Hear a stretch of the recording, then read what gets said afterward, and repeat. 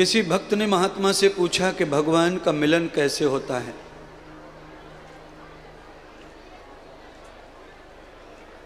भगवत प्राप्ति का साधन बताओ।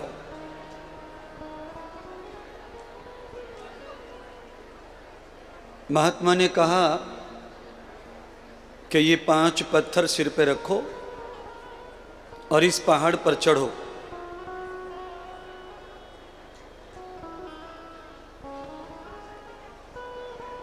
भगवान मिल जाएंगे तुमको।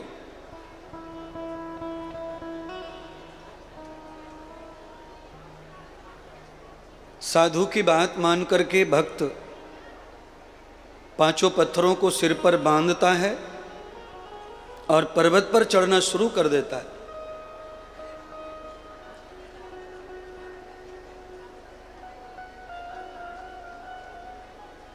थोड़ी दूर चलता है,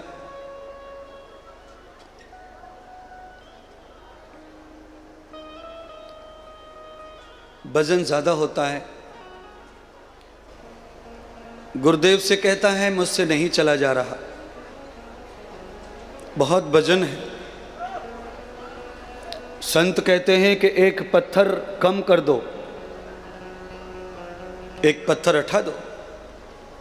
एक पत्थर फेंक दिया उसने, थोड़ा सा वजन कम हुआ, थोड़ी दूर और चला। फिर कहा महाराज अभी भी वजन ज्यादा ही है,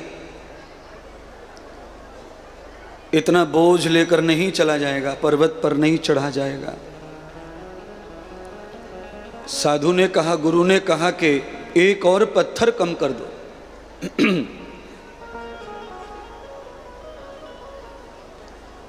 एक और पत्थर कम किया,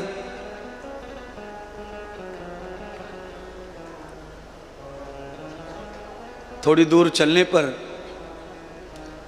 जब ज्यादा थका तो उसने फिर साधु से कहा, गुरुदेव से कहा कि वजन अभी भी ज्यादा ही है,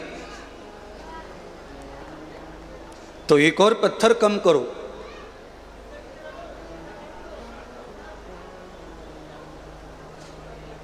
थोड़ा चढ़ा, थक गया तो 2 पत्थर लेके चलना भी मुश्किल हो रहा।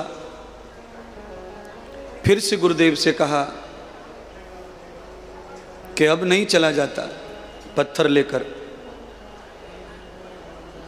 तो कहा एक और कम करो, एक पत्थर लेके चलो।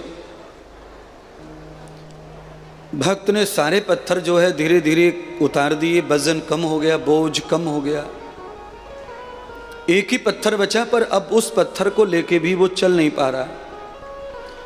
अंत में साधु ने कहा कि इसको भी फेंक दो।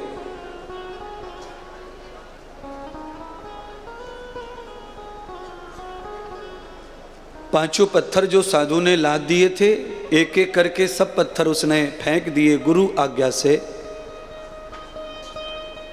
और जब उसके ऊपर से पत्थर समाप्त हो गए, पत्थर जब वजन कम हो गया,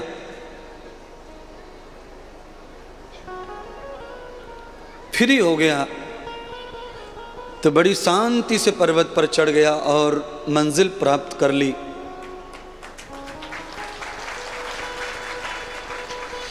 महात्मा से पूछा कि मैं पर्वत पर आ गया, पर मुझे भगवान का मिलन कहाँ हुआ? आपने कहा ना भगवान का मिलन ऐसे होगा कि ये पत्थर बांध कर चलो। आपने ही पत्थर लाद दिए और आपने ही फिर उतार दिए, फिर भगवान नहीं मिला। पर्वत पर तो मैं चढ़ गया पर भगवान नहीं मिले। मुझे कुछ समझ में नहीं आया कि आपने ये सब क्यों किया।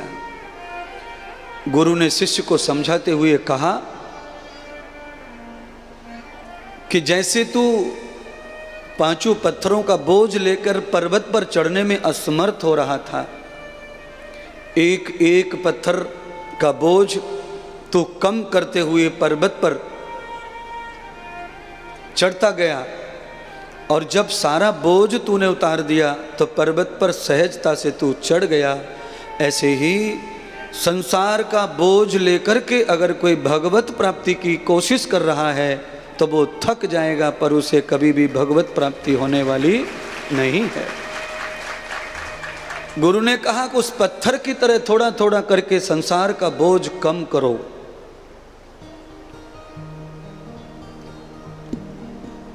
संसार किसी का अपना नहीं है।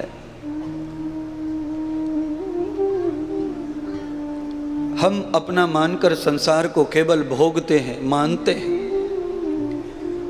और जो जितना ज्यादा संसार को अपना मानता है वो उतना ही बोझ के तले दबा रहता है, बोझ के तले दबा रहता है। बहुत बोझ।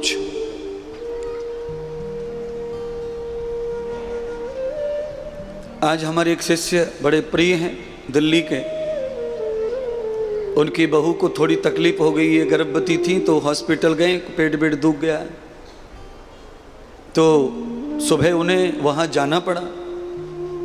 और ये तो मैं भी जानता हूँ और वो भी जानते हैं कि वो डॉक्टर नहीं है, पर बोझ जो परिवार का, समाज का, संसार का जो बोझ है वो हमको भगवत तत्व से कभी भी मिलने देगा नहीं। बीच बीच में वो विरोध करेगा, रुकावट करेगा।